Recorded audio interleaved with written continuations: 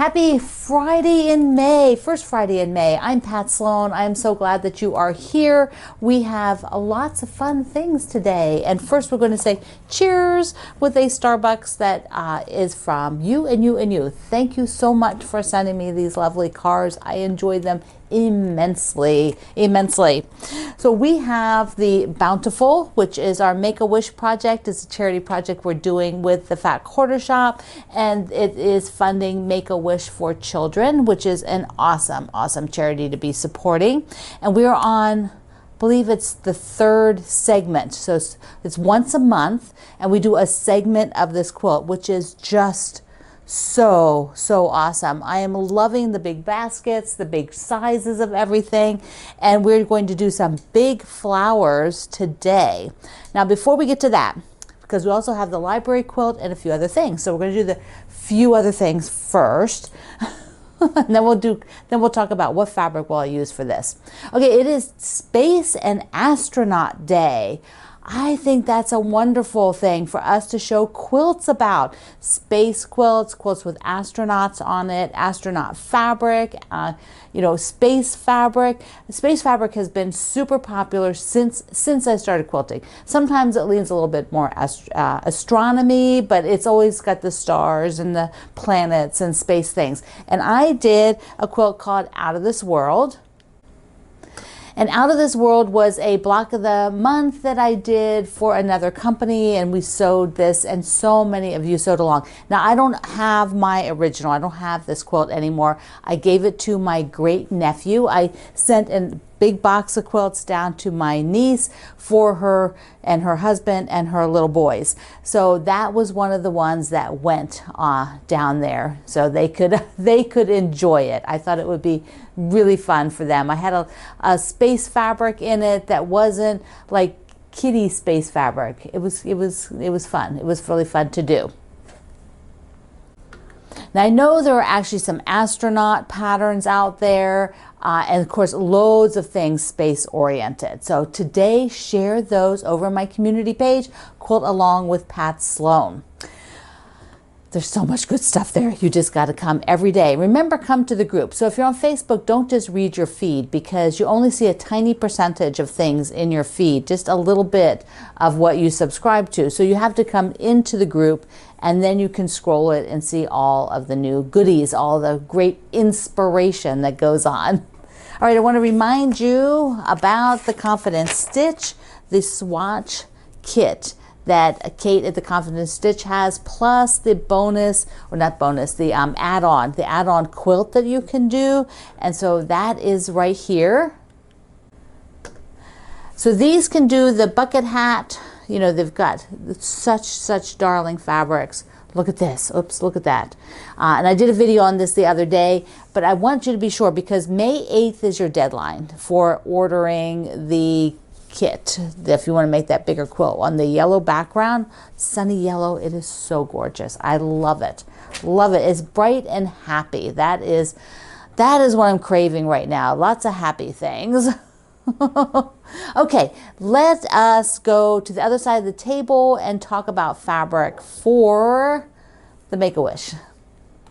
This part of the Make-A-Wish Bountiful quilt is a large, beautiful flower. It's like I think of it sort of like a big sunflower looking thing, because it has a large thing. It's a flower. It has a large center. Let me get the piece of paper. So this is the structure of it. Big block for the flower, and then the long stem and the really pretty leaves. And so I am doing this quilt primarily with just this blue fabric line of French General. So it's shades of darker blue, medium blue, light blue, taupe. And I added in some green. So now I have to think for this flower. So let's just take a look. Let's take a look at what I have. So first of all, let's talk about the green. So here's some piles we'll talk about for the flower, but these are the two greens that I had pulled, and this flower needs 3 greens because I'm going to do the stem a different color, do the stem the same as I did the others in this one, like so. And then I have this green for the leaf, but I need 2 parts. So I went scrounging around and I found this. So I think this will work out really well. This was from a Jan Paytech line from quite a few years ago, and I kept a few of the greens from that line, and so I think the leaf is going to look good like this. Now they're shading it kind of darker on the top, light on the bottom, like this. So I don't know, I might switch it. I might put dark on the top and light on the bottom. That kind of feels better for those particular fabrics. All right, so that's the leaf and the stems. Easy. Now we have the flower itself, and there's 2 flowers, and I'll make them slightly different fabrics. That's what I've been doing for everything else. You just sort of mix it up a little bit. So the center is a 6-inch square, so it is big. Here's a 6.5-inch ruler, so it is about this wide and a little bit longer for the center. Now, originally I always wanted these blues, but I had added in a little bit of this gold to those little flower buds. But I'm thinking this would just be way too big a piece for the middle of the sunflower, up with everything else. It would just be kind of in your face. At least I think it would be. I think it would just be too much because there'd just be the 2 of them, and then there's other little just spots of gold. So I am not going to go with the yellow, but I did want to show it to you because I do think it would be pretty with these if there was more of it used. It's just not, there's just not enough of it being used in this. So, okay, so put that over there. So instead, I will do the fabrics that are, the fabrics that have more white on the base.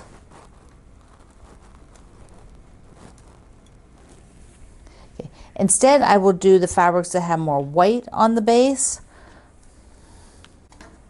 So let's look at these combinations. Let's not talk about the center quite yet. Put those over there. So dark and light. I could go, I'm going with the light blue and the navy. So light blue and a navy, and the other one with a light blue and a navy. So if I want to use the center then with kind of the white based and blue print, sort of more cream based and blue, which is different than this light. So you can see the contrast between all 3 of them. So that would be the center. And then I looked at putting this one with the bird because it's got a lot going on. Now, the thing at this point is how much contrast do we have to get these petals to pop so that they don't lose sort of the image of the petals, that these two don't sort of mush into each other, because they have a high probability of doing that, particularly this one. This one reads more medium tone because there's so much on it. So I pulled a different one there. Now look how different that is. That is a much higher contrast to these fabrics because there's just not so much pattern. Okay, so if I did it, these 2 would work. But I thought, well, see, here was another one with a little bit too much pattern. The more open works better. Okay, so I thought, well, what if I switched it out to the tans for the middle? These are the exact same fabrics, but the tan version, or taupe, however you want to think about it, so that there's no blue on them. And these work with the background. This is the background fabric, which these won't be touching the background. There'll be petals all around them. So looking again at the green, let's say there were these petals. This would be the middle right here. Use the tan. And then the green leaves. So, oops, here we go. So that gives me a feel for what it would be. And I think the tan is the way to go because there is this tan taupe used in the baskets as well. So this brings it into these blocks. And I think that is a perfect way of balancing that center so that it has enough contrast, but it doesn't, it's not so bold and shouting out like the yellow would be. So the yellow would be quite bold. And once they're made, I'll put a yellow center on it and see if we made the right decision. Scary, right? After you're all done, I'll make one and try it. They turned out so cute. I love, love, love this tan center on them. It's going to be a little hard to see them up here because I can't climb up and do that other one. So I'm just going to put this one here. It actually goes on the outside edge, but I wanted you to be able to see what it looks like. And here's this companion. So they look really similar, but they do have different fabrics, which is what is so lovely about using a fabric line like this, where there's a bunch of different prints that are basically the same tone and of fabric. So the other one will go up at the top. Now, if this was a great big yellow center, that's what I said that it would be, like you can see it sitting there. Like if I had a great big yellow center pinned in here, put in here, it's a big square. And I think it would be nice if I'd put more yellow places. And I really didn't want to add that much more yellow, so I'm happy with going with the tan. Okay, so today is also library book. This is a library quilt. So here's mine. And what I did is I went and collected a whole bunch of pictures. Let me show you my top row. So I have my top row done. There it is. So cute. I'm having such fun with it. Just so much fun to pick those things and look for the edges. So here's the edge that I did with my fabric line from a long time ago. So what I did is collected up a bunch of your blocks and finished tops and finished quilts. So we're going to do a little library quilt show. Take a look.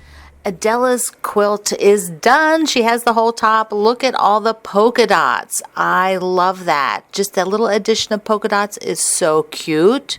Okay, Allison used my fabrics.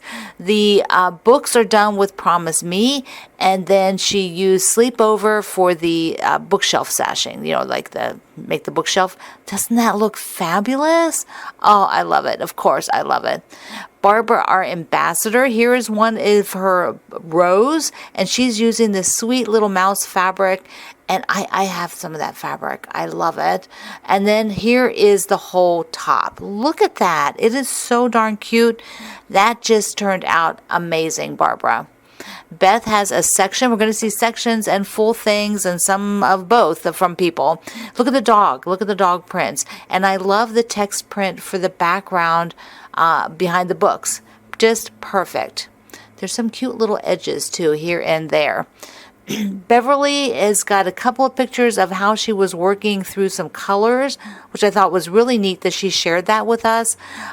There's a purple, and then here's one that's got multi-colors. You can see what she's working through, and then the reveal. Here is the whole quilt together. So she ended up doing just wonderful. I just love, love, love everything there. So cute. And she did some sort of bookends on the top shelf and a coffee cup on the third shelf, and she made it longer, so she's got more. You'll see some people drafted their own tilted books. So there's a lot that you can do with this pattern. You can just sort of work it and make it your own. Connie has a couple of her in progress here, so you can see how she did a little extra label on the side. She wrote in Jared, and then she's got some tilted blocks that she designed and her West Virginia. And then here we go. Okay, I don't know what sports this is, but you guys, I'm sure, are recognizing what that is. I mean, I know it's football, but I don't know who the team is. Sorry. That's okay. Deb has hers all done. I think she's auditioning a vase in the bottom there, in that tall spot. So those empty spots, you could put in things. You'll see what others have done as we go along here. I like the spines on these. So cute. Here's Deborah's, and she put a lot of different titles on her books. Isn't that great? So she's got them vertical and horizontal. I like the sunflower spine up on the top shelf. That is so darn cute. Diana's is also done, and she added a lot to hers. She did some, looks like some paper piecing for the cactus and the hummingbird. I guess that's like a picture frame. That's what it looks like to me. She has a coffee cup and a lamp and a kitty on the bottom. And then she also did some tilted books. So Diane's is beautiful, and it is quilted. It is done and quilted, and she is enjoying it. I love that border fabric. It is perfect with all the books that you picked.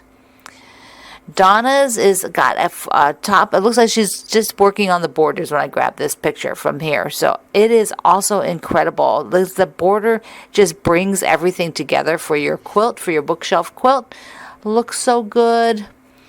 Julie, this is Julie C, and hers is finished and quilted. And look at the top shelf. She found, she pieced in like an image. I don't know if that's from the same fabric line, but it's a really cute image from the fabrics. So that's another way that you can make it personal. Just piece in something, looks like a little picture frame. Now we have Julie W, and she has a coffee theme going on. Look at the coffee prints.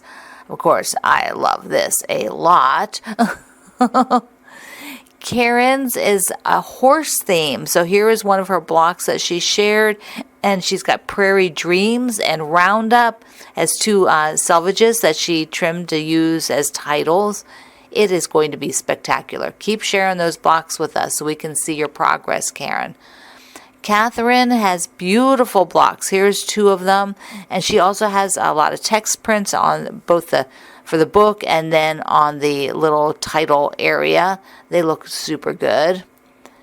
Kathy has Rose, and she's also working on some applications. She's got a kitty up on that top shelf, and then her books are all different. And she said that this one is going to go to her public library or her library I think they're going to auction it. So she's wanted to have all kinds of different spines on the books so that it has a wide variety like the library does.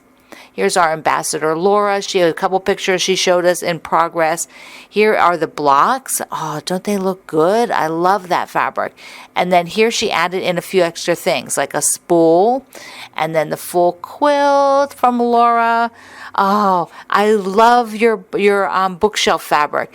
That stripe is fantastic. And then she also put in some canning jars, and then it looks on the bottom. It's a something from the fabric. She had like a little button basket, a sewing basket. So darn cute, Laura. Lily has a full top, and she also put in some extras. So instead of doing all the books on the right of the top shelf, she ended up doing a globe, and that is from Lori Holt's books. And then probably the sewing machine is also from one of those books. So she just didn't fill up the shelf and then use that space to add in some books. It is so cute. Here's one of Lisa's blocks. Just look at the different fabrics. I like the black in here with these others. And then she has a skinny spine in there with some text on it. And then also on the horizontal, another one. Those turned out so cute.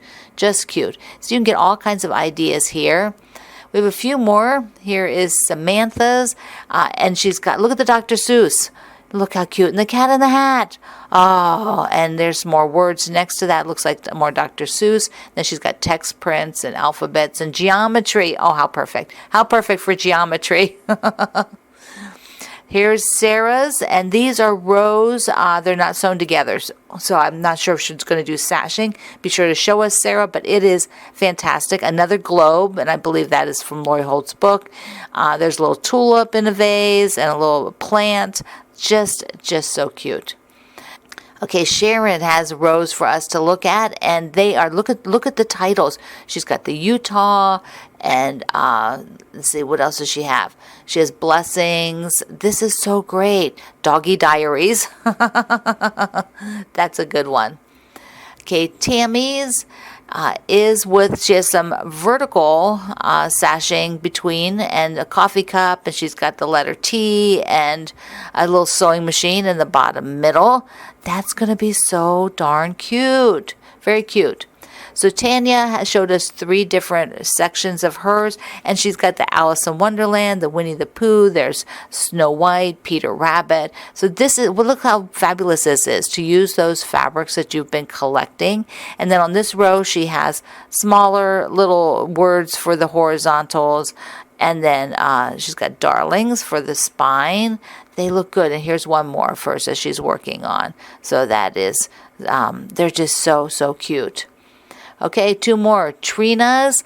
Look how beautiful this is. I love those colors. Show us out your progress. I want to see it as you go along.